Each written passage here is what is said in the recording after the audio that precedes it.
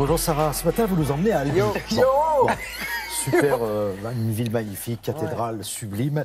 Mais là, Albi accueille un événement assez inédit, une rétrospective dédiée à l'artiste Man Ray. Emmanuel Ratnitsky, de son vrai nom. Bravo. Ça faisait 20 ans qu'il n'y avait pas eu d'exposition, de rétrospective dédiée à Man Ray.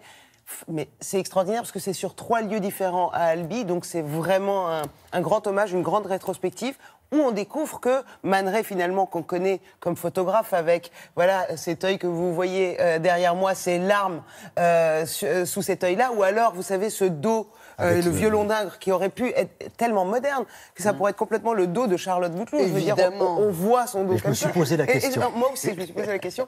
Et donc voilà. Mais c'est aussi un peintre, et c'est aussi un sculpteur, et c'est aussi un réalisateur. Donc en fait, Man Ray lui-même est une photographie de l'art moderne du XXe siècle. Et direction Albi, je vous prouve tout ça.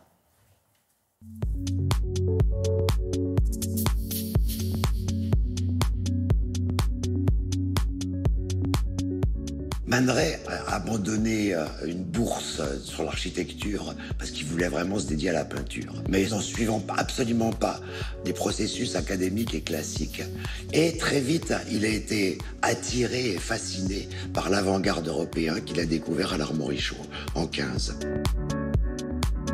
Le hasard a fait que 2 ans après, il rencontre Duchamp, une amitié qui n'a cessé de perdurer toute leur vie. Et donc, il peint, et à sa première exposition, il n'est pas content du tout des reproductions.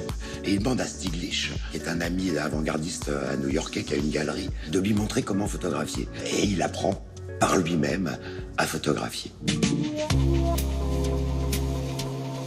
Man Ray a fait aussi beaucoup d'objets créés par lui-même ou à la fin de sa vie à partir de ses dessins. On a eu une lecture chronologique par période. D'abord son ouverture à l'avant-garde à New York.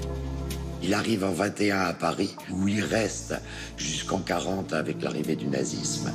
Il repart aux États-Unis, là il s'exile à Hollywood jusqu'en 50. Et en 50, il revient à Paris, où il meurt en 76.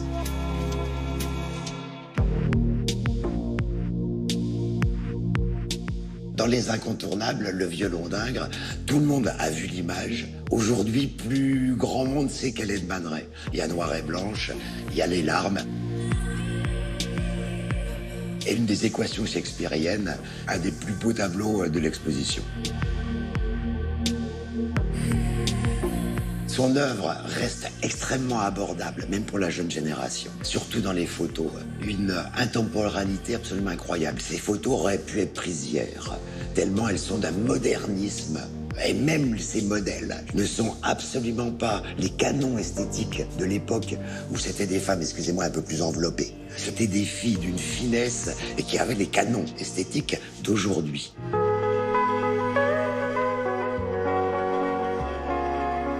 C'est un petit événement et qu'on a voulu multiforme avec la découverte d'un univers et d'une période traversée par le dadaïsme qui était la révolution des jeunes suite à la Première Guerre mondiale et qui a abouti au surréalisme où là, c'est créé dans le rêve.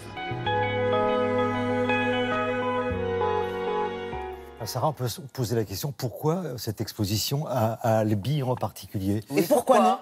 Et pourquoi non? Non, mais Albi qui a eu cette idée. D'abord, je crois que la dernière compagne de Man Ray était d'Albi et qui est décédée à Albi il y a quelques années. Ça aurait été plus Mais clair. là, mais je voulais te le garder parce que comme j'ai un peu plus de temps que toi pour finir.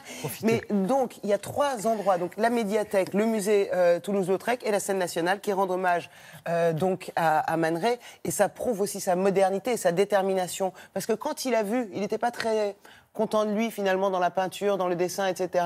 Il a dit mais comment on fait ces photos? Il a fait juste un stage et puis il a commencé lui-même à faire de la photo, ça donne ça. Donc ça s'appelle Vue de l'esprit et vous avez jusqu'au 5 janvier pour aller voir ça de près.